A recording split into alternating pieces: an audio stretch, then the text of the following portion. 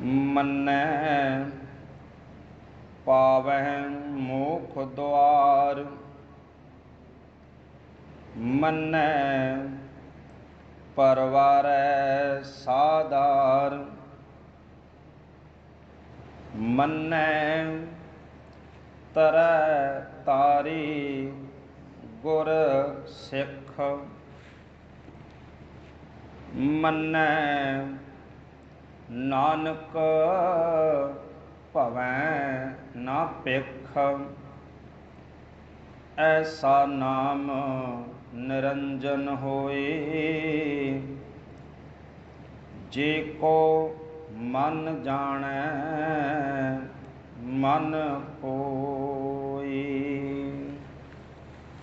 वाहिगुरु जी का खालसा, वाहिगुरु जी की फतेह। ऐसा है वाहिगुरु परमेश्वर का नाम, ऐसी समर्था वाला, ऐसी ताकत वाला, जे कोई मन करके इस नाम नूं मन लवे तो ये मन्ने की जो चौथी पौड़ी है और जप बाणी की ये गुरमुखो 15वीं पौड़ी का पाठ आपने सरवण किया। धन गुरु नानक साहब सतगुरु पातशाह इस पावन पदे के अंदर जो बख्शिश करते हैं, गुरु है जिहड़ा,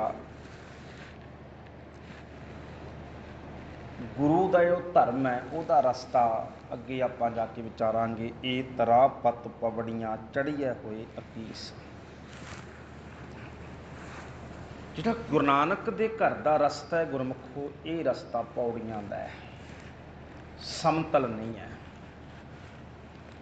समतल कई बार कई किलोमीटर दूर चलदियां भी समतल चलता है, वक्त भी लगता है, मेहनत भी लगती है, पर मनुख उस लैवल पर रहिंदा है।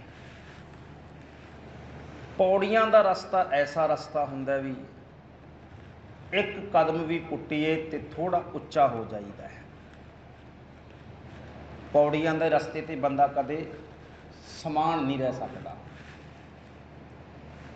थल्ले नूं लगणगियां पौड़ियां ते नीवा होवेगा, उपर नूं चलेगा तो उच्चा होवेगा। ये गल की गारंटी है भी पौड़ियां के रस्ते ते बंदा समान नहीं चल सकता।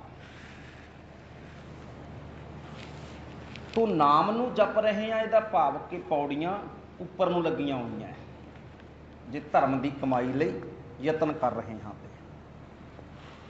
तो बदलाव आना सुभाविक है। जे मन करके असी मन रहे हैं जो पातशाह सानू बख्शिश कर रहे हैं। तो इत्थे भी गुरु नानक साहब पातशाह ने जो पहला वचन कहा, मन्नै पावै मोख द्वार, नासकी उचारण उत्ते हाही नूं स्यारी उत्ते बिंदी लग के तो अर्थ स्पष्ट होर हो जाएंगे। पावै का अर्थ है पा लैंदे हन, गारंटी है, पा लैंदे ने। मोख द्वार, मुख का अर्थ है मुक्ति का, मुक्ति का दरवाजा। पा लैंदे हन जिहड़े भाई नाम नूं मन लैंदे ने, नाम दे मन्नण दे नाल, हुक्म दे मन्नण दे नाल, मन्नण वाले मुक्ति दे दरवाजे नूं पा लैंदे हन। हुण इहनूं थोड़ा जिहा समझो बड़े ध्यान नाल। चेता करो, एक गल तो क्लीयर है, स्पष्ट है, बाणी जदों असीं पढ़दे हां भी जिहड़ी मुक्ति या जिहड़ी मोख सनातन मत ने इस संसार की झोली पाई, बाबे नानक ने उस मुक्ति की गल बाणी च नहीं की। सिख की मंजिल वो नहीं है। ਉਹ ਕੀ ਸੀ, ਇਸ ਜਨਮ ਦੇ ਵਿੱਚ ਤੂੰ ਭਗਤੀ ਕਰ, ਦਾਨ ਕਰ, ਪੁੰਨ ਕਰ, ਫਲ ਤੈਨੂੰ ਅਗਲੇ ਜਨਮ ਮਿਲੇਗਾ। ਔਰ ਇਹ ਇੱਕ ਬਿਲਕੁਲ ਉਹ ਧੋਖਾ ਸੀ ਜਿਹੜਾ ਧੋਖਾ ਮਨੁੱਖ ਨੂੰ ਲੱਗ ਰਿਹਾ ਸੀ ਪਰ ਬੋਲਦਾ ਨਹੀਂ ਸੀ, ਕਿਉਂਕਿ ਬ੍ਰਾਹਮਣ ਜੀ ਨੇ ਕਿਹਾ। ਇੱਦਾਂ ਲੱਗਦਾ ਹੁੰਦਾ ਲੋਕਾਂ ਨੂੰ ਵੀ ਇਹ ਤਾਂ ਗੱਲ ਝੂਠੀ ਜੀ ਹੈ, ਪਰ ਬੋਲਦੇ ਕਿਉਂ ਨਹੀਂ ਹੁੰਦੇ? ਕਿਉਂਕਿ ਜੀ ਇਹ ਤਾਂ ਗਿਆਨੀ ਜੀ ਨੇ ਕਿਹਾ, ਤਾਂ ਬਾਬਾ ਜੀ ਨੇ ਕਿਹਾ, ਇਹ ਤਾਂ ਗੁਰਬਾਣੀ ਕਹਿੰਦੀ ਹੈ, ਅਸੀਂ ਬੋਲਦੇ ਨਹੀਂ ਕਈ ਵਾਰ। ਔਰ ਇਹ ਕਾਰਨ ਇਹਦਾ ਕਿਉਂ ਬਣਿਆ? ਉਹ ਕਾਰਨ ਸੀ ਜਿਹੜੇ ਸਨਾਤਨ ਮਤ ਦੇ ਗ੍ਰੰਥ ਸਨ ਉਹ ਸਾਰੇ ਦੇ ਸਾਰੇ ਸੰਸਕ੍ਰਿਤ ਭਾਸ਼ਾ ਦੇ ਵਿੱਚ ਸਨ, ਔਰ ਆਮ ਲੋਕਾਂ ਨੂੰ ਪੜ੍ਹਨੀ ਵੀ ਨਹੀਂ ਸੀ ਆਉਂਦੀ, ਅਰਥਾਂ ਦੀ ਤਾਂ ਗੱਲ ਬੜੀ ਦੂਰ ਸੀ। ਜਿਹੜੇ ਅੱਜ ਗੁਰਸਿੱਖ ਵੀਰ ਇਹ ਪੰਜਾਬੀ ਗੁਰਮੁਖੀ ਸਿੱਖਣ ਦਾ ਰੌਲਾ ਪਾਉਂਦੇ ਨੇ, ਸਾਨੂੰ ਜਾਗਰਤ ਕਰਦੇ ਨੇ ਨਾ, ਕਈ ਵਾਰ ਅਸੀਂ ਇਹਨਾਂ ਗੱਲਾਂ ਨੂੰ ਐਵੇਂ ਕਹਿ ਦਿੰਦੇ ਵੀ ਇਹ ਤਾਂ ਐਵੇਂ ਕਹੀ ਜਾਂਦਾ ਜੀ, ਕੁਛ ਨਹੀਂ ਹੁੰਦਾ। ਟਰਾਂਸਲੇਟ ਕਰ ਲਓ ਗੁਰਮੁਖੀ ਨੂੰ, ਇੰਗਲਿਸ਼ ਟਰਾਂਸਲੇਟ ਕਰ ਲਓ, ਹਿੰਦੀ 'ਚ ਕਰ ਲਓ, ਭਾਸ਼ਾਵਾਂ ਦੇ ਵਿੱਚ ਆਪਾਂ ਇੰਝ ਕਰ ਲਵਾਂਗੇ, ਅਰਥ ਪਤਾ ਲੱਗਣੇ ਚਾਹੀਦੇ ਨੇ। ਨਹੀਂ, ਇਹਦਾ ਨੁਕਸਾਨ ਬਹੁਤ ਵੱਡਾ ਹੁੰਦਾ ਹੈ। ਜਦੋਂ ਧਰਮ ਨੂੰ ਮੰਨਣ ਵਾਲੇ ਧਰਮ ਦੇ ਗੂੜ ਗਿਆਨ ਤੋਂ ਦੂਰ ਹੋ ਜਾਂਦੇ ਨੇ, ਮੂਲ ਤੋਂ ਦੂਰ ਹੋ ਜਾਂਦੇ ਨੇ, ਉਹਦੀ ਭਾਸ਼ਾ ਤੋਂ ਦੂਰ ਹੋ ਜਾਂਦੇ ਆ, ਫਿਰ ਜਿਹੜੇ ਸਮਝਾਉਣ ਵਾਲੇ ਨੇ ਉਹ ਮਨ ਮਰਜ਼ੀਆਂ ਕਰਦੇ ਆ ਆਪਣੀਆਂ। ਔਰ ਇਹ ਹੋ ਸਕਦਾ ਵੀ 50 ਸਾਲਾਂ ਬਾਅਦ ਸਾਡੇ ਪੰਥ ਵਿੱਚ ਇਹ ਆ ਜੇ, ਜਾਗਰੂਕ ਨਾ ਹੋਈਏ ਤਾਂ ਅਸੀਂ। ਜਦੋਂ ਥੱਲੇ ਸੁਣਨ ਵਾਲਿਆਂ ਨੂੰ ਗੁਰਮੁਖੀ ਸਮਝ ਨਹੀਂ ਲੱਗੇਗੀ, ਤਾਂ ਸਟੇਜ 'ਤੇ ਬੈਠਣ ਵਾਲਾ ਗਿਆਨੀ ਮਨ ਮਰਜ਼ੀ ਦੇ ਅਰਥ ਕਰ ਸਕਦਾ ਹੈ, ਕਿਉਂਕਿ ਪੇਟ ਲੱਗਿਆ ਉਹ ਲਾਲਚ ਵਸ ਵੀ ਕਰ ਸਕਦਾ ਅਰਥ। ਔਰ ਬ੍ਰਾਹਮਣ ਲਾਲਚ ਵਸ ਹੀ ਕਰਦਾ ਸੀ ਅਰਥ। ਕਿਉਂ? ਕਿਉਂਕਿ ਥੱਲੇ ਬੈਠਣ ਵਾਲਿਆਂ ਨੂੰ ਗੁਰਮੁਖੀ ਦਾ ਕੁਛ, ਵਾਹਿਗੁਰੂ ਸੰਸਕ੍ਰਿਤ ਦਾ ਕੁਛ ਵੀ ਨਹੀਂ ਸੀ ਪਤਾ।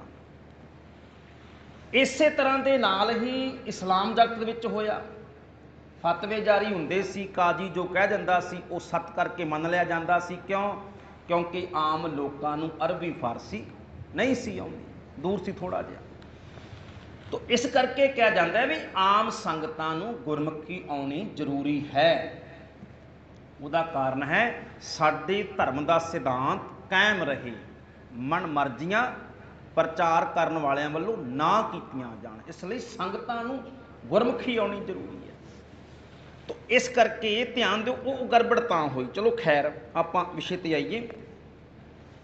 ਤਾਂ ਪੰਡਤ ਦੇ ਵੱਲੋਂ ਇਹ ਕਿਹਾ ਜਾਂਦਾ ਸੀ ਵੀ ਇੱਦਾਂ ਤੁਹਾਨੂੰ ਮੁਕਤੀ ਅਗਲੇ ਜਨਮ ਮਿਲ ਜੇਗੀ ਜੀ। ਅਤੇ ਮਿਲੇਗੀ ਕਦੋਂ? ਕਹਿੰਦੇ ਮਰਨ ਤੋਂ ਬਾਅਦ। ਅਤੇ ਮਰਨ ਤੋਂ ਬਾਅਦ ਪੁੱਛਦਾ ਤੇ ਕੋਈ ਹੁੰਦਾ ਨਹੀਂ ਆ ਕੇ ਵਾਪਸ ਵੀ ਮੈਨੂੰ ਤਾਂ ਮੁਕਤੀ ਮਿਲੀ ਨਹੀਂ, ਵਾਪਸ ਕਰ ਮੇਰੀ ਗਾਂ, ਵਾਪਸ ਕਰ ਮੇਰਾ ਧਨ ਦੌਲਤ। ਉਹ ਤਾਂ ਹੋ ਨਹੀਂ ਸਕਦਾ, ਕਿਉਂਕਿ ਮਰੇ ਤਾਂ ਵਾਪਸ ਆਏ ਨਹੀਂ ਕਦੇ। ਇਸ ਕਰਕੇ ਜ਼ੋਰਦਾਰ ਢੰਗ ਨਾਲ ਝੂਠ ਬੋਲਿਆ ਜਾਂਦਾ ਸੀ ਵੀ ਹੋ ਜਾਏਗਾ, ਮੁਕਤੀ ਹੋ ਜਾਏਗੀ ਤੇਰੀ। ਤਾਂ ਗੁਰੂ ਨਾਨਕ ਸਾਹਿਬ ਦੇ ਘਰ ਨੇ ਕਿਹਾ ਨਹੀਂ ਨਹੀਂ ਨਹੀਂ, ਜੇ ਦਾਨ ਪੁੰਨ ਜਿਉਂਦੇ ਜੀ ਹੈ, ਬੰਦਗੀ ਸਿਮਰਨ ਜਿਉਂਦੇ ਜੀ ਲੈ, ਗੁਰੂ ਜਿਉਂਦੇ ਜੀ ਉਪਦੇਸ਼ ਕਰਦਾ ਹੈ, ਤੇ ਫਿਰ ਮੁਕਤੀ ਮਰਨ ਤੋਂ ਬਾਅਦ ਕਿਉਂ? ਮੁਕਤੀ ਵੀ ਜਿਉਂਦੇ ਜੀ ਚਾਹੀਦੀ ਹੈ। ਤਾਂ ਗੁਰੂ ਨੇ ਮੁਕਤੀ ਦੇ ਅਰਥ ਵੀ ਬਦਲੇ ਔਰ ਮੁਕਤੀ ਦਾ ਢੰਗ ਤਰੀਕਾ ਵੀ ਬਦਲਿਆ ਗੁਰੂ ਨੇ। ਤਾਂ ਗੁਰੂ ਨਾਨਕ ਦੇ ਘਰ ਦੇ ਵਿੱਚ ਹੈ ਵਕਾਰਾਂ ਪਾਪਾਂ ਦੇ ਬੰਧਨਾਂ ਤੋਂ ਛੁਟਕਾਰਾ ਮਿਲ ਜਾਣਾ ਹੀ ਮੁਕਤੀ ਹੈ। ਬਸ ਇਹ ਮੁਕਤੀ ਹੈ ਸਾਡੀ। ਬੰਧਨ ਕਿਹੜੇ ਨੇ ਹੁਣ ਇਹ ਸਮਝੋ। ਮੁੱਖ ਦੁਆਰ ਤਾਂ ਸਮਝ ਲੱਗੀ ਜੇ ਬੰਧਨ ਸਮਝਾਂਗੇ ਤਾਂ ਜਿਵੇਂ ਗੁਰੂ ਗ੍ਰੰਥ ਸਾਹਿਬ ਪਾਤਸ਼ਾਹ ਕਹਿੰਦੇ ਨੇ ਕਿ ਅਕਸਰ ਕੀ ਹੁੰਦਾ, ਬੰਧਨ ਮਾਤ ਪਿਤਾ ਸੰਸਾਨ, ਬੰਧਨ ਸੁੱਤ ਕੰਨਿਆ ਅਰਨਾਰ। ਪਰਿਵਾਰ ਦੇ ਜੀ ਬੰਧਨ ਬਣ ਜਾਂਦੇ ਕਈ ਵਾਰ। ਦੂਜੇ ਪਾਸੇ ਬੰਧਨ ਕਾਟ ਮੁਕਤ ਗੁਰ ਕੀਨਾ। ਇਹ ਭਾਈ ਬੰਧਨਾਂ ਨੂੰ ਕੱਟਣਾ ਕਿਹਨੇ ਹੈ? ਗੁਰੂ ਨੇ।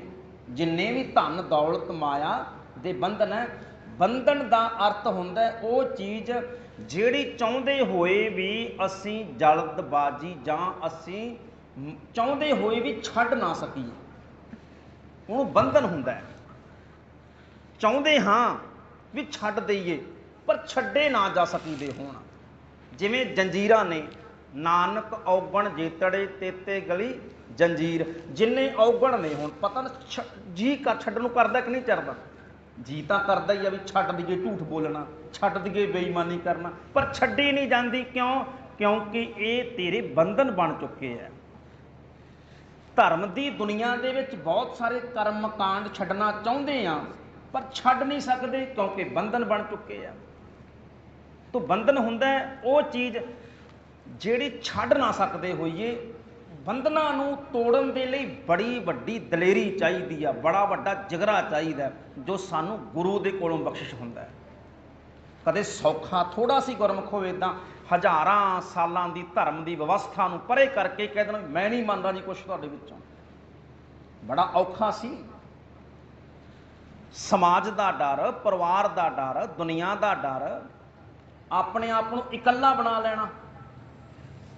ਤੋ ਇਸ ਕਰਕੇ ਮਨੁੱਖ ਕਹਿੰਦਾ ਵੀ ਇਹ ਛੱਡਦਾ ਨਹੀਂ, ਤੇ ਗੁਰੂ ਪਾਤਸ਼ਾਹ ਨੇ ਕਿਹਾ ਛੱਡ ਦੇ ਇਹ ਬੰਧਨ, ਇਹੀ ਤੈਨੂੰ ਜਕੜੀ ਬੈਠੇ ਨੇ।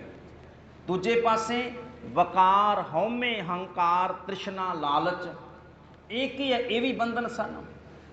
ਤੋ ਗੁਰੂ ਸਾਨੂੰ ਵਕਾਰਾਂ ਦੇ ਬੰਧਨਾਂ ਤੋਂ ਵੀ, ਦੁਨਿਆਵੀ ਕਰਮਕਾਂਡ ਪਖੰਡਾਂ ਦੇ ਮਾਨਸਿਕ ਬੰਧਨਾਂ ਤੋਂ ਵੀ ਆਜ਼ਾਦ ਕਰਦਾ ਹੈ। ਇਸੇ ਕਰਕੇ ਦੇਖੋ, ਜਦੋਂ ਅਸੀਂ ਭਗਤ ਬਾਬਾ ਨਾਮਦੇਵ ਸਾਹਿਬ ਦੇ ਬਚਨਾਂ ਨੂੰ ਪੜ੍ਹਦੇ ਹਾਂ, ਤੇ ਬਾਬਾ ਨਾਮਦੇਵ ਸਾਹਿਬ ਬਿਲਕੁਲ ਸਪਸ਼ਟ ਕਹਿੰਦੇ ਨੇ, ਆਲਾਵੰਤੀ ਇਹ ਭਰਮ ਹੈ ਜੋ ਮੁਝ ਉੱਪਰ ਸਭ ਕੋ ਪਿਲਾ। ਇਹ ਜੀ ਆਲਾਵੰਤੀ ਕੀ ਹੁੰਦਾ? ਉੱਚੇ ਘਰ ਵਾਲੇ, ਉੱਚੀ ਜਾਤ ਵਾਲੇ ਜਿੰਨੇ ਨੇ, ਇਹ ਵਾਹਿਗੁਰੂ ਪਰਮਾਤਮਾ ਮੇਰੇ ਤੇ ਗੁੱਸੇ ਹੋਏ ਬੈਠੇ ਨੇ। ਸੂਦ ਸੂਦ ਕਰ ਮਾਰ ਉਠਾਇਓ, ਕਾਹਾ ਕਰੋ ਬਾਪ ਬੀਠਲਾ, ਇਹ ਮੈਨੂੰ ਸ਼ੂਦਰ ਸ਼ੂਦਰ ਕਹਿ ਕੇ ਮਾਰਦੇ ਨੇ, ਮਾਰਨ ਪੈਂਦੇ। ਦੱਸ ਮੈਂ ਕੀ ਕਰਾਂ ਪਰਮਾਤਮਾ? ਕਿਉਂ? ਕਿਉਂਕਿ ਇਹ ਆਪਣੇ ਆਪ ਨੂੰ ਆਲਾਵੰਤੀ ਸਮਝਦੇ ਨੇ, ਉੱਚੇ ਧਰਮ, ਉੱਚੀ ਜਾਤ ਵਾਲੇ ਸਮਝਦੇ ਨੇ। ਫਿਰ ਮੂਏ ਹੋਏ ਜੋ ਮੁਕਤ ਦੇ ਹੋਣਗੇ ਮੁਕਤ ਨਾ ਜਾਣੈ ਕੋਇਲਾ, ਇਹ ਪੰਡਿਆ ਮੂੰਹ ਕੋ ਢੇਡ ਕਹਿਤ। ਤੋ ਮੈਨੂੰ ਢੇਡ ਕਹਿੰਦੇ ਨੇ, ਧੱਕੇ ਮਾਰਦੇ ਨੇ, ਸ਼ੂਦ ਸ਼ੂਦਰ ਕਹਿੰਦੇ ਨੇ, ਤੋ ਪਰਮਾਤਮਾ ਮੈਨੂੰ ਜਿਉਂਦੇ ਜੀ ਕਹਿੰਦੇ ਆ। ਜਿਉਂਦੇ ਜੀ ਢੇਡ ਕਹਿ ਰਹੇ ਹੈ, ਜਿਉਂਦੇ ਜੀ ਸ਼ੂਦਰ ਕਹਿ ਰਹੇ ਹੈ, ਜਿਉਂਦੇ ਜੀ ਧੱਕੇ ਮਾਰ ਰਹੇ ਆ, ਤੇ ਕਹਿੰਦੇ ਮੈਂ ਤੇਰੀ ਭਗਤੀ ਕਰਾਂ ਤੇ ਮੁਕਤੀ ਮਿਲੇਗੀ ਮਰਨ ਤੋਂ ਬਾਅਦ। ਨਹੀਂ, ਇਹ ਜਿਹੜੇ ਧੱਕੇ ਮਾਰਨ ਵਾਲੇ ਨੇ, ਇਹਨਾਂ ਨੂੰ ਪਤਾ ਲੱਗਣਾ ਚਾਹੀਦਾ ਵੀ ਨਾਮ ਜਪਣ ਵਾਲੀ ਤਾਕਤ ਕਿੰਨੀ ਹੁੰਦੀ ਹੈ। ਜਿਉਂਦੇ ਜੀ ਇਹਨਾਂ ਦੀਆਂ ਅੱਖਾਂ ਸਾਹਮਣੇ ਉੱਚਾ ਕਰ, ਮੈਨੂੰ ਇਹਨਾਂ ਦੀਆਂ ਅੱਖਾਂ ਸਾਹਮਣੇ ਮੈਨੂੰ ਉੱਚਾ ਕਰ, ਤਾਂ ਇਹਨਾਂ ਨੂੰ ਪਤਾ ਲੱਗੇ ਵੀ ਨਾਮਦੇਵ ਇਹਨਾਂ ਤੋਂ ਉੱਚਾ ਹੋ ਗਿਆ। ਔਰ ਫਿਰ ਪਰਮਾਤਮਾ ਨੇ ਇਹ ਕਿਰਪਾ ਕੀਤੀ, ਗੁਰੂ ਦੀ ਸੰਗਤ, ਰੱਬ ਦੇ ਪਿਆਰਿਆਂ ਦੀ ਸੰਗਤ ਵਿੱਚੋਂ ਨਾਮਦੇਵ ਸੱਚਮੁੱਚ ਮਰਨ ਤੋਂ ਬਾਅਦ ਨਹੀਂ, ਜਿਉਂਦੇ ਜੀ ਉੱਚੇ ਹੋਏ। ਇਸ ਕਰਕੇ ਗੁਰੂ ਅਰਜਨ ਸਾਹਿਬ ਨੇ ਬਿਠਾਇਆ ਬਾਣੀ ਦੇ ਅੰਦਰ, ਉੱਚਾ ਕੀਤਾ ਤਾਂ ਹੀ ਬਿਠਾਇਆ ਨਾ। ਤੋ ਜਿਹੜਾ ਬਚਨ ਪੜ੍ਹਦੇ ਆ, ਫੇਰ ਦੀਆ ਦੇਹੁਰਾ ਨਾਮੇ ਕੋ ਪੰਡੀਅਨ ਕੋ ਪਿਛਵਾਰ ਲਾਓ, ਜਿਉਂਦੇ ਜੀ ਹੋਈ ਸਾਰਾ ਗੱਲ। ਤੋ ਅਰਥ ਕੀ ਸੀ? ਜਿਉਂਦੇ ਜੀ ਸਭ ਕੁਝ ਪ੍ਰਾਪਤ ਹੋਣਾ। ਅੱਛਾ, ਜਿਉਂਦੇ ਜੀ ਮੁਕਤੀ ਕੀ ਹੁੰਦੀ ਹੈ? ਥੋੜਾ ਇਹ ਸਮਝ ਲਓ, ਮੰਨੈ ਪਾਵੈ ਮੁਖ ਦੁਆਰ। ਜਿਉਂਦੇ ਜੀ ਮੁਕਤੀ ਤੋਂ ਅਸੀਂ ਪੜ੍ਹਦੇ ਹਾਂ, ਤੇ ਧੰਨ ਗੁਰੂ ਪਾਤਸ਼ਾਹ ਕਹਿੰਦੇ ਨੇ, ਤੈਸਾ ਸਵਰਨ ਤੈਸੀ ਉਸ ਮਾਟੀ, ਤੈਸਾ ਅੰਮ੍ਰਿਤ ਤੈਸੀ ਬੇਖਾਟੀ, ਤੈਸਾ ਮਾਨ ਤੈਸਾ ਅਭਿਮਾਨ, ਤੈਸਾ ਰੰਕ ਤੈਸਾ ਰਜਾਨ, ਜੋ ਵਰਤਾਏ ਸਾਈਂ ਜੁਗਤ ਨਾਨਕ ਉਹ ਪੁਰਖ ਕਹੀਏ ਜੀਵਨ ਮੁਕਤ। ਆ ਹੈ ਜਿਉਂਦੇ ਜੀ ਮੁਕਤੀ, ਜਿਹੜੀ ਸਿੱਖ ਨੂੰ ਗੁਰੂ ਬਖਸ਼ ਕਰਦੇ ਨੇ। ਆ ਹੈ ਮੁੱਖ ਦੁਆਰ, ਅਵਸਥਾ ਬਣ ਜਾਣੀ। ਤੈਸਾ ਸਵਰਨ ਤੈਸੀ ਉਸ ਮਾਟੀ, ਸੋਨਾ ਤੇ ਮਿੱਟੀ ਇੱਕ ਸਮਾਨ। ਜੋ ਨਰ ਦੁੱਖ ਮੈਂ ਦੁੱਖ ਨਹੀਂ ਮਾਨੈ, ਸੁਖ ਸਨੇਹ ਅਰ ਭੈ ਨਹੀਂ ਜਾਕੈ, ਕੰਚਨ ਮਾਟੀ ਮਨ ਇੱਕ ਸਮਾਨ।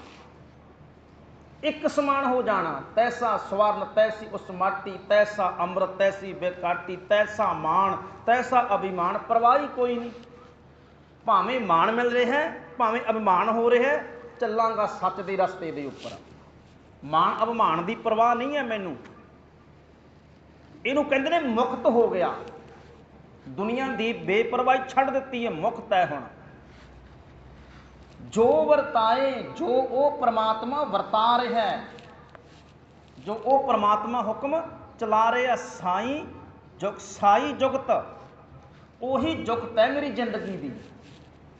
ਮੇਰੀ ਜ਼ਿੰਦਗੀ ਜੁਗਤ ਕੀ ਹੈ? ਪਰਮਾਤਮਾ ਦੇ ਹੁਕਮ ਅਨੁਸਾਰ ਹੈ। ਪੰਡਤ ਦੇ, ਪੁਜਾਰੀ ਦੇ, ਕਿਸੇ ਬੰਧਨ ਦੇ ਅਨੁਸਾਰ ਮੇਰੀ ਜੁਗਤ ਨਹੀਂ ਹੈ। ਜਦੋਂ ਜੁਗਤ ਹੈ ਗੁਰੂ ਅਨੁਸਾਰ ਹੋ ਜਾਣੀ, ਜੁਗਤ ਪਰਮਾਤਮਾ ਦੇ ਹੁਕਮ ਅਨੁਸਾਰ ਹੋ ਜਾਣੀ ਜ਼ਿੰਦਗੀ ਜਿਉਣ ਦੀ, ਕਹਿੰਦੇ ਆ ਮੁਕਤ ਹੋ ਗਿਆ। ਨਾਨਕ ਉਹ ਪੁਰਖ ਕਹੀਏ ਜੀਵਨ ਮੁਕਤ, ਜਿਉਂਦੇ ਜੀ ਮੁਕਤ ਹੈ ਭਾਈ ਇਹ।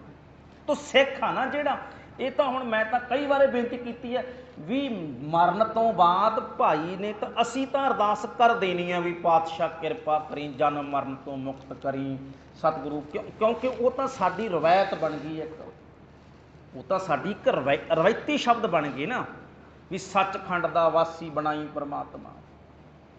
ਨਹੀਂ, ਆਤਮਾ ਨੂੰ ਸ਼ਾਂਤੀ ਬਖਸ਼ੀ ਵਾਹਿਗੁਰੂ, ਪਾ ਵਿਛੜੀ ਆਤਮਾ ਨੂੰ ਸ਼ਾਂਤੀ ਬਖਸ਼ੀ, ਉਹ ਤਾਂ ਇੱਕ ਸਾਡੇ, ਮਾਫ ਕਰਨਾ, ਇੱਕ ਸਾਡੇ ਰਵਾਇਤੀ ਜੇ ਸ਼ਬਦ ਬਣ ਗਏ ਵੀ ਬੋਲਣੇ ਹੀ ਬੋਲਣੇ ਆ। ਉਹ ਸਾਨੂੰ ਵੀ ਐ ਹੁੰਦਾ ਭਾਈਆਂ ਨੂੰ ਵੀ ਕਰੇ ਭਾਈ ਘਰ ਵਾਲੇ ਰੋਸੀ ਨਾ ਜਾਣ, ਕਦੇ ਪ੍ਰਧਾਨ ਸਾਹਿਬ ਨੇ ਕਹਦੇ ਬੋਲਣੇ ਹੈ, ਤਾਂ ਉਹ ਤਾਂ ਰਵਾਇਤੀ ਸ਼ਬਦ ਹੈ ਸਾਡੇ। ਪਰ ਅਸਲ ਜਿਹੜੀ ਗੱਲ ਹੈ ਨਾ ਉਹ ਤਾਂ ਹੈ ਜਿਉਂਦੇ ਜੀ ਆਤਮਾ ਨੂੰ ਸ਼ਾਂਤੀ, ਜਿਉਂਦੇ ਜੀ ਆਤਮਾ ਨੂੰ ਸ਼ਾਂਤ ਕਰਕੇ। ਦੇਖੋ ਨਾ ਗੁਰੂ ਅਰਜਨ ਸਾਹਿਬ ਦਾ ਪੁਰਬ ਆਉਣ ਵਾਲਾ, ਕਿੰਨੀ ਆਤਮਾ ਨੂੰ ਸ਼ਾਂਤੀ ਹੈ। ਕਿਆ ਹੁਆ ਤਨ ਸੜ ਰਹਾ ਹਮ ਸ਼ਾਂਤ ਹੈ ਹਰਿ ਨਾਮ ਸੇ, ਗੁਰੂ ਅਰਜਨ ਸਾਹਿਬ ਪਾਤਸ਼ਾਹ ਕਹਿੰਦੇ। ਤਵੀ ਤਵੀ ਤੱਤੀ ਉੱਤੇ ਬੈਠੇ ਵੀ ਕਿੰਨੀ ਆਤਮਾ ਸ਼ਾਂਤ ਆ, ਵੀ ਕਹਿੰਦੇ ਨੇ ਤੇਰਾ ਕੀਆ ਮੀਠਾ ਲੱਗਾ। ਠੀਕ ਹੈ, ਏਸੀ 'ਚ ਬਹਿ ਕੇ ਕਹਿਣਾ ਬੜਾ ਸੌਖਾ ਹੈ ਵੀ ਤੇਰਾ ਪਰਮਾਤਮਾ ਤੂੰ ਕਰਦਾ ਬੜਾ ਚੰਗਾ, ਏਸੀ 'ਚ ਬੈਠ ਕੇ ਚੜ੍ਹਨਾ ਸੌਖਾ ਹੈ। ਪਰ ਤੱਤੀ ਤਵੀ ਉੱਤੇ ਬੈਠ ਕੇ ਇਹ ਕਹਿਣਾ ਵੀ ਆਹ ਵੀ ਚੰਗਾ ਹੈ। ਕੀਤਿਆਂ ਦੁ ਭੁਗ ਸਦਮਾਰ ਇਹ ਪੈਦਾਤ ਤੇਰੀ ਦਾਤਾਰ, ਆਹ ਅਵਸਥਾ ਇਹਨੂੰ ਕਹਿੰਦੇ ਨੇ ਜਿਉਂਦੇ ਜੀ ਮੁਕਤ ਹੋਣ ਦੀ ਅਵਸਥਾ। ਤੋ ਗੁਰੂ ਆਪ ਜਿਉਂਦੇ ਜੀ ਮੁਕਤ ਹੈ, ਸਿੱਖਾਂ ਨੂੰ ਵੀ ਜਿਉਂਦੇ ਜੀ ਹੀ ਮੁਕਤ ਕਰਦੇ ਹਨ। ਤੋ ਭਾਈ ਮੰਨੈ, ਮੰਨਣ ਦੇ ਨਾਲ ਪਾਵੈ ਪ੍ਰਾਪਤ ਹੋ ਜਾਂਦਾ ਹੈ, ਪਾ ਲੈਂਦੇ ਹਨ ਕਿ ਮੋਖ ਦੁਆਰ, ਮੁਕਤੀ ਦਾ ਦਰਵਾਜ਼ਾ। ਪਰਮਾਤਮਾ ਦਾ ਨਾਮ ਮੰਨਣ ਦੇ ਨਾਲ ਮੁਕਤੀ ਦਾ ਦਰਵਾਜ਼ਾ ਪਾ ਲਈਦਾ ਹੈ। ਮੰਨੈ ਪਰਵਾਰੈ ਸਾਧਾਰ, ਪਰਿਵਾਰ ਨੂੰ, ਪਰਿਵਾਰ ਦਾ ਅਰਥ ਹੈ ਪਰਿਵਾਰ ਨੂੰ, ਸਾਧਾਰ, ਸੁਧਾਰ ਦਾ ਅਰਥ ਨਾ ਕਈ ਵਾਰ ਤੇ ਇੱਦਾਂ ਜਿਹੜੇ ਵਿਦਵਾਨ ਨੇ ਉਹ ਕਹਿੰਦੇ ਨੇ ਵੀ ਪਰਿਵਾਰ ਵਿੱਚ ਸੁਧਾਰ ਹੋ ਜਾਂਦਾ, ਇੱਦਾਂ ਦਾ ਅਰਥ ਵੀ। ਪਰ ਵਿਦਵਾਨ ਨੇ ਉਹ ਕਹਿੰਦੇ ਨੇ ਸਾ ਆਧਾਰ, ਦੋ ਸ਼ਬਦ ਨੇ, ਸਾ ਆਧਾਰ, ਆਧਾਰ ਸਹਿਤ। ਆਧਾਰ, ਸਾਧਾਰ ਦਾ ਕੀ ਅਰਥ ਹੈ? ਸਾਧਾਰ, ਸਾ ਪਲੱਸ ਆਧਾਰ, ਆਧਾਰ ਸਹਿਤ, ਟੇਕ ਸਹਿਤ, ਭਰੋਸੇ ਸਹਿਤ, ਪਰਮਾਤਮਾ ਦੇ ਪ੍ਰੇਮ ਸਹਿਤ। ਇਹਨੂੰ ਕਹਿੰਦੇ ਨੇ ਕਿ ਭਾਈ ਪਰਮਾਤਮਾ ਦਾ ਨਾਮ ਮੰਨਣ ਵਾਲੇ ਨਾ ਮੰਨਣ ਨਾਲ ਕੇਵਲ ਆਪ ਹੀ ਨਹੀਂ, ਪਰਿਵਾਰ ਦਾ ਕੀ ਅਰਥ ਹੈ? ਉਹਦੀ ਸੰਗਤ ਕਰਨ ਵਾਲੇ। ਪਰਿਵਾਰ ਦਾ ਕੀ ਅਰਥ ਹੈ? ਸੰਗਤ ਕਰਨ ਵਾਲੇ। ਉਹਨਾਂ ਦੀ ਜ਼ਿੰਦਗੀ ਵੀ ਆਧਾਰ ਸਹਿਤ ਹੋ ਜਾਂਦੀ ਹੈ। ਧਿਆਨ ਦਿਓ ਜੀ, ਟੇਕ ਦ੍ਰਿੜ ਹੋ ਜਾਂਦੀ ਇੱਕ ਪਰਮਾਤਮਾ ਦੇ ਉੱਪਰ। ਜਿਹੜੇ ਮੰਨਣ ਵਾਲੇ ਦੀ ਸੰਗਤ ਕਰਦੇ ਨੇ ਉਹੀ ਪਰਿਵਾਰ ਨੇ ਮੰਨਣ ਵਾਲੇ ਦਾ, ਉਹਨਾਂ ਵਿੱਚ ਸੁਧਾਰ ਆ ਜਾਂਦਾ ਹੈ, ਉਹਨਾਂ ਦੀ ਜ਼ਿੰਦਗੀ ਪਰਮਾਤਮਾ ਦੇ ਭਰੋਸੇ ਸਹਿਤ ਹੋ ਜਾਂਦੀ ਹੈ। ਜਿਹਨੂੰ ਤਤ ਸੱਚੇ ਪਾਤਸ਼ਾਹ ਕਹਿੰਦੇ ਨੇ ਜਨ ਨਾਨਕ ਧੂੜ ਮੰਗੈ ਤਿਸ ਗੁਰਸਿੱਖੀ, ਜੋ ਆਪ ਜਪੈ ਅਵਰਹਿ ਨਾਮ ਜਪਾਵੈ। ਉਹਨਾਂ ਨੂੰ ਵੀ ਜਪਾਉਂਦਾ, ਆਪ ਵੀ ਜਪਦਾ। ਔਰ ਇਹੀ ਨੈਟਵਰਕ ਹੈ ਸਿੱਖੀ ਦਾ, ਇਹੀ ਸੰਗਤ ਕਰਨ ਵਾਲੇ ਦਾ ਫਰਜ਼ ਹੈ। ਇਹੀ ਆਪ ਵੀ ਸੁਧਾਰ ਲੈ ਕੇ ਆਉਣਾ ਔਰ ਆਪਣੇ ਨਾਲਦਿਆਂ ਨੂੰ ਵੀ ਸੁਧਾਰ, ਉਹਨਾਂ ਨੂੰ ਵੀ ਆਧਾਰ ਸਹਿਤ ਬਣਾਉਣਾ। ਉਹਨਾਂ ਨੂੰ ਵੀ ਕਹਿਣਾ, ਜਿਵੇਂ ਇੱਕ ਬਚਨ ਆਉਂਦਾ ਹੈ ਬਾਬਾ ਰਵਿਦਾਸ ਸਾਹਿਬ ਦੀ ਬਾਣੀ ਦਾ, ਤੁਮ ਮਖਤੂਲ ਸੁਪੇਦ ਸਪਈਲ ਹਮ ਬਪਰੇ ਜਸ ਕੀਰਾ, ਸਤ ਸੰਗਤ ਮਿਲ ਰਹੀ ਹੈ ਮਾਧੋ ਜੈਸੇ ਮਧਪ ਮਖੀਰਾ। ਜਿਵੇਂ ਮਧੂ ਮੱਖੀ ਰਹਿੰਦੀ ਹੈ, ਕਿਵੇਂ ਰਹਿੰਦੀ ਹੈ? ਇੰਜ ਬੈਠੀ ਹੈ ਛੱਤੇ ਦੇ ਉੱਪਰ, ਕਿਤੇ ਨਾਸਕਾਂ ਨੂੰ ਖੁਸ਼ਬੂ ਆਉਂਦੀ ਹੈ, ਫਲਾਣੇ ਥਾਂ ਤੇ ਬਗੀਚਾ ਹੈ, ਉੜਦੀ ਹੈ, ਬਗੀਚੇ ਵਿੱਚ ਜਾ ਕੇ ਫੁੱਲ ਤੇ ਬੈਠਦੀ ਹੈ, ਮਕਰੰਦ ਚੂਸਦੀ ਹੈ, ਵਾਪਸ ਆ ਜਾਂਦੀ ਹੈ, ਚੁੱਪ ਕਰਕੇ ਨਹੀਂ ਬੈਠਦੀ। ਭਗਤ ਰਵਿਦਾਸ ਸਾਹਿਬ ਕਹਿੰਦੇ ਦੱਸਦੀ ਹੈ ਨਾਲਦਿਆਂ ਨੂੰ, ਉੱਥੇ ਬਾਗੀਚਾ ਖਿੜਿਆ, ਫੁੱਲ ਖਿੜੇ ਨੇ, ਆਹ ਦੇਖੋ ਮੈਂ ਵੀ ਰਸ ਲੈ ਕੇ ਆਈ ਹਾਂ, ਤੁਸੀਂ ਵੀ ਜਾਓ, ਤੁਸੀਂ ਵੀ ਰਸ ਲੈ ਕੇ ਆਓ। ਭਾਵ ਕਿ ਆਪ ਵੀ ਰਸ ਲੈਂਦੀ ਹੈ ਤੇ ਦੂਜਿਆਂ ਨੂੰ ਰਸ ਲਿਆਉਣ ਦੇ ਲਈ ਪ੍ਰੇਰਨਾ ਦਿੰਦੀ ਹੈ। ਪਾਤਸ਼ਾਹ ਕਹਿੰਦੇ ਸਤ ਸੰਗਤੀ ਐਸਾ ਹੁੰਦਾ ਹੈ, ਆਪ ਵੀ ਰੱਜਦਾ, ਦੂਜਿਆਂ ਨੂੰ ਵੀ ਗਿਆਨ ਦਿੰਦਾ। ਤੁਸੀਂ ਵੀ ਰੱਜ ਲਓ ਭਾਈ। ਆਪ ਵੀ ਜਪਦਾ, ਦੂਜਿਆਂ ਨੂੰ ਵੀ ਜਪਾਉਂਦਾ। ਕਹਿੰਦੇ ਮੰਨੈ ਪਰਵਾਰੈ ਸਾਧਾਰ। ਉਹ ਪਰਿਵਾਰ ਨੂੰ ਵੀ ਆਧਾਰ ਸਹਿਤ ਕਰਦਾ ਹੈ। ਮੰਨੈ ਤਰੈ ਤਾਰੇ ਗੁਰ ਸਿੱਖ, ਚਾਰ ਸ਼ਬਦ ਨੇ। ਤਰੈ ਆਪ ਤਰ ਜਾਂਦੇ ਹਨ, ਤਾਰੇ ਦੂਜਿਆਂ ਨੂੰ ਵੀ ਤਾਰਦੇ ਹਨ। ਗੁਰ, ਗੁਰ ਦੇ ਜੇ ਤਾਂ ਰਾਰੇ ਨੂੰ ਮੁਕਤ ਹੁੰਦਾ ਫਿਰ ਤਾਂ ਗੁਰੂ ਦਾ ਸਿੱਖ ਬਣਾ ਲੈਂਦੇ ਆਪਾਂ ਅਰਥ। ਪਰ ਇੱਥੇ ਰਾਰਾ ਜਿਹਾ ਜਿਹੜਾ ਹੈ ਉਸ ਨੂੰ ਔਂਕੜ ਆਇਆ, ਤਾਂ ਇੱਕ ਵਚਨ ਪੁਲਿੰਗ ਹੈ, ਤਾਂ ਗੁਰੂ ਹੀ ਅਰਥ ਬਣੇਗਾ। ਸਿੱਖ ਖੱਖਾ ਜਿਹੜਾ ਹੈ ਉਹ ਮੁਕਤਾ ਹੈ, ਬਹੁਤੇ ਸਿੱਖ। ਤਾਂ ਇਸ ਕਰਕੇ ਇਹਦਾ ਅਰਥ ਹੈ ਮੰਨਣ ਦੇ ਨਾਲ ਗੁਰੂ ਆਪ ਵੀ ਤਰਦਾ ਹੈ ਤੇ ਆਪਣੇ ਸਿੱਖਾਂ ਨੂੰ ਵੀ, ਬਹੁਵਚਨ ਸਿੱਖਾਂ ਨੂੰ ਵੀ ਤਾਰਦਾ ਹੈ। ਜਿਵੇਂ ਸੌਖੀ ਉਦਾਹਰਨ ਹੈ, ਦੇਖੋ ਇਹਦੇ ਕਈ ਤੱਤ ਕਰਨਗੇ ਇੱਦਾਂ ਕਿ ਦੇਖੋ ਜੀ, ਜਿਹੜਾ ਆਪ ਹੀ ਨਹੀਂ, ਆਪ ਗੁਰੂ ਤਾਂ ਤਰਿਆ ਹੀ ਹੁੰਦਾ ਪਹਿਲਾਂ। ਇੱਦਾਂ ਵੀ ਹੋ ਜਾਂਦਾ ਕਈ ਵਾਰੀ, ਗੁਰੂ ਤਾਂ ਪਹਿਲਾਂ ਤਰਿਆ ਹੀ ਹੁੰਦਾ। ਪਰ ਜਦੋਂ ਅਸੀਂ ਗੁਰੂ ਨਾਨਕ ਸਾਹਿਬ ਪਾਤਸ਼ਾਹ ਦੇ ਕਨਸੈਪਟ ਵਿੱਚ ਦੇਖਾਂਗੇ ਤਾਂ ਲੱਗਦਾ ਵੀ ਉਹ ਤਾਂ ਤਰੇ ਹੋਏ ਨੇ ਪਹਿਲਾਂ ਹੀ। ਪਰ ਜਦੋਂ ਅਸੀਂ ਗੁਰੂ ਅੰਗਦ ਸਾਹਿਬ ਪਾਤਸ਼ਾਹ, ਗੁਰੂ ਅਮਰਦਾਸ ਸਾਹਿਬ ਪਾਤਸ਼ਾਹ ਦੇ ਹਿਸਾਬ ਨਾਲ ਦੇਖਾਂਗੇ, ਫਿਰ ਆਪ ਵੀ ਤਰੇ ਨੇ, ਪਹਿਲਾਂ ਨਾਮ ਜਪ ਕੇ ਆਪ ਵੀ ਤਰੇ ਨੇ, ਦੂਜਿਆਂ ਨੂੰ ਵੀ ਤਾਰਿਆ ਹੈ। ਤਾਂ ਇਸ ਕਰਕੇ ਮੰਨਣ ਦੇ ਨਾਲ ਗੁਰੂ ਆਪ ਵੀ ਤਰਦਾ ਹੈ ਔਰ ਆਪਣੇ ਸਿੱਖਾਂ ਨੂੰ ਵੀ ਤਾਰ ਦਿੰਦਾ ਹੈ। ਮੰਨੈ ਨਾਨਕ ਭਵੈ, ਇਹਨੂੰ ਵੀ ਨਾਸਕੀ ਉਚਾਰਨ ਉੱਤੇ ਬਿੰਦੀ ਲਾ ਕੇ, ਮੰਨੈ ਨਾਨਕ ਭਵੈ ਨਾ ਭਿਖ। ਭਵੇਂ ਦਾ ਅਰਥ ਹੈ ਭੌਂਦੇ ਨਹੀਂ, ਆਸੇ ਪਾਸੇ ਭੱਜਦੇ ਨੱਸਦੇ ਨਹੀਂ, ਵੱਖ ਵੱਖ ਥਾਵਾਂ ਦੇ ਉੱਪਰ। ਜਿਹੜੇ ਪਰਮਾਤਮਾ ਦੇ ਨਾਮ ਨੂੰ ਮੰਨ ਲੈਂਦੇ ਨੇ ਉਹ ਭਾਈ ਥਾਂ ਥਾਂ ਦੇ ਉੱਪਰ ਨਹੀਂ। ਕੀ ਅਰਥ ਨੇ ਕਿ ਕੇਵਲ ਭਿੱਖਿਆ, ਭਿੱਖਿਆ ਦਾ ਕੀ ਅਰਥ ਹੈ? ਦੁਨਿਆਵੀ ਪਦਾਰਥਾਂ ਦੀ ਲਾਲਸਾ। ਭਿੱਖਿਆ ਦਾ ਕੀ ਅਰਥ ਹੈ? ਦੁਨਿਆਵੀ ਲਾਲਸਾ ਦੀ ਲਾਲਸਾ ਨੂੰ ਕਹਿੰਦਾ ਭਿੱਖਿਆ, ਭਾਵ ਕਿ ਭਿੱਖਿਆ ਨਹੀਂ ਮੰਗਦੇ। ਭਾਵ ਅਰਥ ਕੀ ਬਣਿਆ? ਥਾਂ ਥਾਂ ਦੇ ਉੱਤੇ ਭਟਕਦੇ ਨਹੀਂ ਹਨ, ਜਿਹੜੇ ਪਰਮੇਸ਼ਰ ਦੇ ਨਾਮ ਨੂੰ ਮੰਨ ਲੈਂਦੇ ਨੇ, ਇੱਕ ਥਾਂ ਟਿਕ ਜਾਂਦੇ ਨੇ, ਇੱਕ ਦੇ ਕੋਲੋਂ ਹੀ ਮੰਗਦੇ ਨੇ। ਜਿਵੇਂ ਗੁਰੂ ਤੇਗ ਬਹਾਦਰ ਸਾਹਿਬ ਪਾਤਸ਼ਾਹ ਕਹਿੰਦੇ ਨੇ, ਸੁਆਮੀ ਕੈ ਗ੍ਰਹਿ ਜਿਉ ਸਦਾ, ਸਵਾਨ ਤਜਤ ਨਹੀਂ ਨਿਤ, ਨਾਨਕ ਇਹ ਵਿਦ।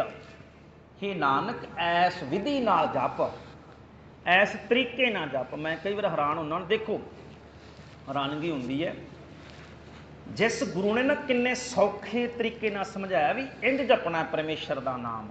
ਕਿਤੇ ਕਿਹਾ ਗੁਣ ਗੋਬਿੰਦ ਗਾਇਓ ਨਹੀਂ, ਜਨਮ ਅਕਾਰਤ ਕੀਨ ਕਉ, ਨਾਨਕ ਭਜ ਹਰਮਨ ਜਿਹੇ ਵਿਦ ਜਲ ਕਉ ਮੀਨ। ਜਿਹੜੀ ਵਿਧੀ ਨਾਲ, ਜਿਹੇ ਵਿਧੀ ਦਾ ਕੀ ਅਰਥ ਹੈ? ਜਿਸ ਵਿਧੀ ਨਾਲ। ਫਿਰ ਇੱਥੇ ਵੀ ਕਿਹਾ ਹੈ ਨਾ ਅਰਥ। ਹੁਣ ਅਸੀਂ ਜਾ ਕੇ ਦੁਨੀਆ ਕੋਲੋਂ ਪੁੱਛਦੇ ਹਾਂ, ਬਾਬਾ ਜੀ ਕੋਲੋਂ, ਬਾਬਾ ਜੀ ਨਾਮ ਕਿਵੇਂ ਜਪੀਦਾ ਹੁੰਦਾ? ਵੀ ਗੁਰੂ ਕੋਲੋਂ ਪੁੱਛ ਤੂੰ। ਜਿਹੜਾ ਲਾਸਟ, ਜਿਹੜਾ ਫਾਈਨਲ ਡਿਸੀਜਨ ਉਹ ਤਾਂ ਤੈਨੂੰ ਗੁਰੂ ਨੇ ਕਰਨਾ। ਗੁਰੂ ਕੋਲੋਂ ਪੁੱਛ ਤੂੰ। ਅੱਛਾ, ਗੁਰੂ ਕੋਲੋਂ ਪੁੱਛਣ ਲਈ ਬਾਣੀ ਪੜ੍ਹਨੀ ਪੈਣੀ, ਉਹ ਆਪਾਂ ਚਾਹੁੰਦੇ ਨਹੀਂ ਪੜ੍ਹਨੀ। ਸਮੱਸਿਆ ਦੁਨੀਆ ਕੋਲੋਂ ਕਿਉਂ ਪੁੱਛਣਾ ਪੈਂਦਾ ਹੈ? ਕਿਉਂਕਿ ਸਿੱਧੀ ਗੁਰੂ ਨਾਲ ਗੱਲਬਾਤ ਨਹੀਂ ਕਰਦੇ। ਸਿੱਧੀ ਬਾਣੀ ਪੜ੍ਹੀਏ, ਗੁਰੂ ਨੇ ਕਹਿ ਦੇਣਾ ਐਸ ਵਿਧੀ ਨਾਲ ਜਪਿਆ ਕਰ। ਇਸ ਕਰਕੇ ਇੱਕ ਮਨ ਹੋਏ ਇੱਕ ਚਿੱਤ। ਤੂੰ ਪਾਤਸ਼ਾਹ ਕਹਿੰਦੇ ਦੇਖ ਤਾਂ ਸਹੀ, ਕੁੱਤੇ ਕੋਲੋਂ ਸਿੱਖ ਲੈ, ਭਵੇਂ ਨਾ ਭਿੱਖ, ਭਟਕਦਾ ਨਹੀਂ ਕੁੱਤਾ। ਜਿਵੇਂ ਉਹ ਮੈਂ ਸ਼ਾਇਦ ਤੁਹਾਡੇ ਨਾਲ ਸਾਂਝੀ ਕੀਤੀ ਗੱਲ, ਮੈਨੂੰ ਨਹੀਂ ਪਤਾ, ਯਾਦ ਨਹੀਂ। SS ਅਮੋਲ ਹੋਏ ਨੇ, ਇੱਕ ਯੂਨੀਵਰਸਿਟੀ ਦੀਆਂ ਕਿਤਾਬਾਂ ਮਿਲ ਜਾਂਦੀਆਂ SS ਅਮੋਲ ਦੀਆਂ। ਇੰਨਾ ਸੋਹਣੀ ਕਥਾ ਕਰਦੇ ਸੀ, ਨਹੀਂ ਵਧੀਆ ਕਰਦੇ ਸੀ ਵਿਆਖਿਆ। ਤੁਰੇ ਜਾਂਦੇ ਲੋਕ ਖੜ ਜਾਂਦੇ ਸੀ ਗੁਰਮੁਖ ਦਾ। ਕਿਸੇ ਈਸਾਈ ਨੇ ਸੁਣ ਲਿਆ, ਉਹਨਾਂ ਨੂੰ ਸੁਣ ਲਿਆ।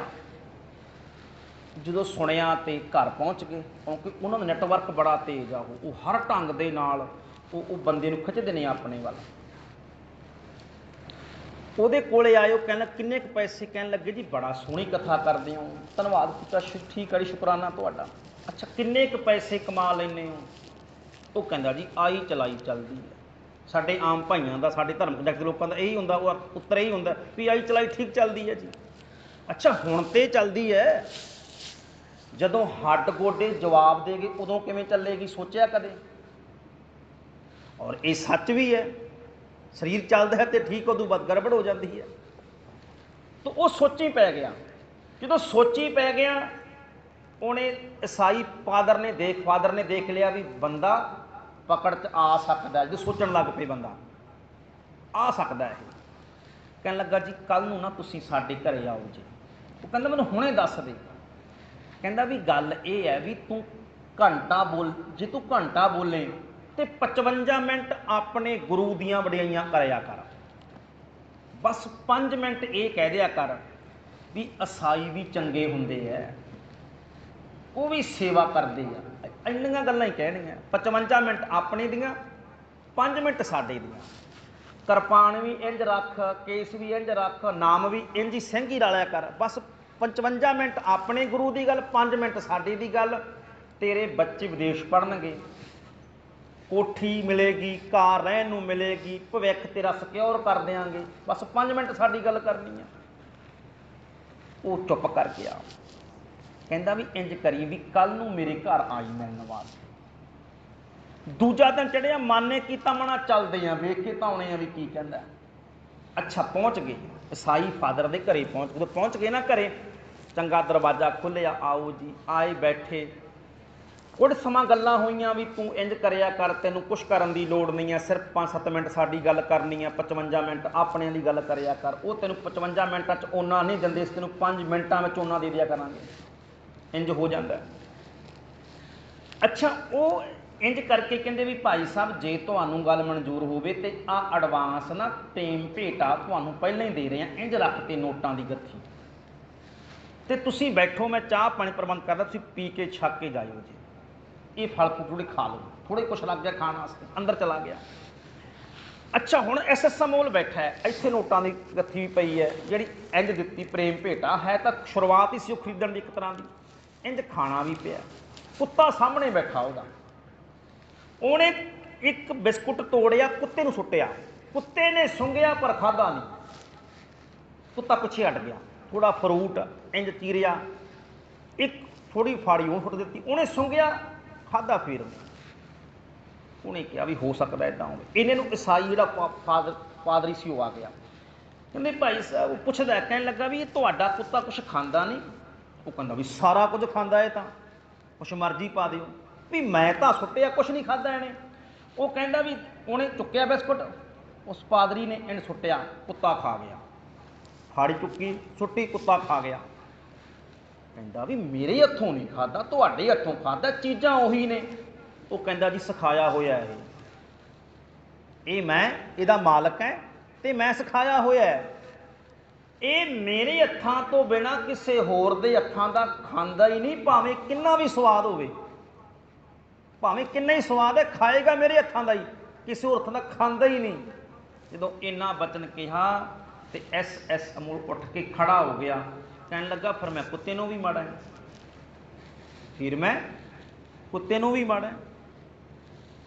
ਤੇਰਾ ਕੁੱਤਾ ਜੋ ਤੂੰ ਸਿਖਾਇਆ ਉਹ ਖਾਂਦਾ, ਉਸ ਤੋਂ ਬਿਨਾਂ ਕਿਸੇ ਹੋਰ ਦਾ ਖਾਂਦਾ ਹੀ ਨਹੀਂ।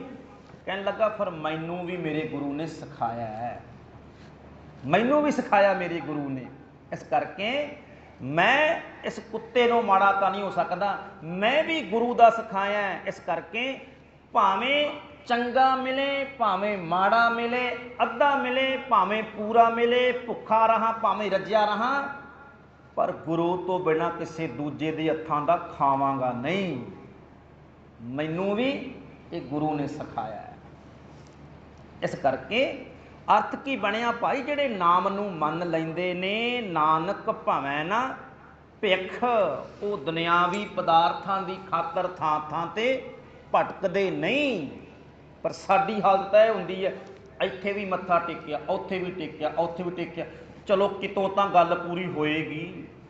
ਸਾਡੀ ਹਾਲਤ ਇਹ ਵੀ ਹੁੰਦੀ ਕਈ ਵਾਰ। ਗੁਰਸਿੱਖ ਦੇ ਬੱਚੇ ਦਾ ਵਿਆਹ ਹੁੰਦਾ, ਵਿਆਹ ਕਦੋਂ ਕਰਨਾ ਇਹ ਤਰੀਕ ਪੰਡਤ ਕੱਢਦਾ ਹੁੰਦਾ। ਪੰਡਤ ਕੋਲੋਂ ਕਢਾ ਕੇ ਆਓ ਜੀ ਵਿਆਹ ਕਦੋਂ ਕਰਨਾ ਬੱਚਿਆਂ ਦਾ। ਅਸੀਂ ਥਾਂ ਥਾਂ ਤੇ ਭਟਕਦੇ ਹਾਂ। तो ये मनण वाले दी जिंदगी इस तरह दी है भाई, थां थां ते दुनियावी पदार्थां दे लई भटकदा नहीं है। नानक भवै ना पिख, वो भटकदे नहीं, भाउंदे नहीं थां थां दे उपर, ऐसा नाम निरंजन होए।